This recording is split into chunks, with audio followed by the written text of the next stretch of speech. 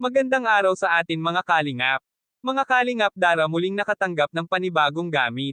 Ako kaya ito. Pero bago po yan mga kalingap, kung bago pa lamang kayo sa channel ko, baka naman po pwedeng pa-like and subscribe my channel para lagi po kayong updated sa aking videos. At kung pwede, sana patapusin muna natin ang video na ito para alam natin ang nilalaman nito, at huwag din po natin kalimutan mga kalingap na pakisuportahan ang ama ng kalingap na si Val Santos Matubang at Kalingap Rob Matubang, pati na rin ang viewers at reactioners. Maraming salamat po.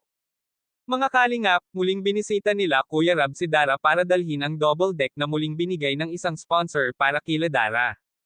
Tuwang-tuwa ang dalawang magkapatid nang nakita nila ito na dala-dala nila Kuya Rob, kaya nagpasalamat ito kaagad si Dara sa sponsor na nagbigay nito. Kaya minabuti ng K-Boys na ikabit na ito agad sa kwarto para magamit na nila ito. Sabi pa ito ni Kuya Rob ay hindi pa nagtatapos ang blessings na kanyang matanggap dahil may panibagong sponsor ulit na nagbigay ng cash para naman sa kanilang allowance at pambaon sa eskwela, maging sa pambili ng pangangailangan nila sa araw-araw. Nagpasalamat din ito si Dara sa sponsor na nagbigay dahil ang matitira daw dito ay idagdag niya panghulog sa kanyang ipon. Kaya napahanga ito si Kuya Rob kay Dara dahil napakatipid na bata ito at hindi mahilig na bumibili ng pangluho dahil nanghihinayang daw ito ibili. Basta importante lamang ay ang pangkain at pambaon sa eskwela.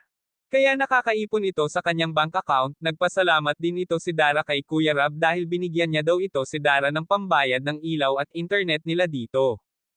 Kaya sinabihan ito ni Kuya Rob si Dara na kahit anong mangyari ay tuloy-tuloy pa rin ang suporta ni Kuya Rob, basta importante mag-aral ng mabuti at huwag muna ito mag-boyfriend para matupad ang kanilang mga pangarap. Kaya, mga kalingap, hanggang dito na lang po muna ang update natin kay Dara.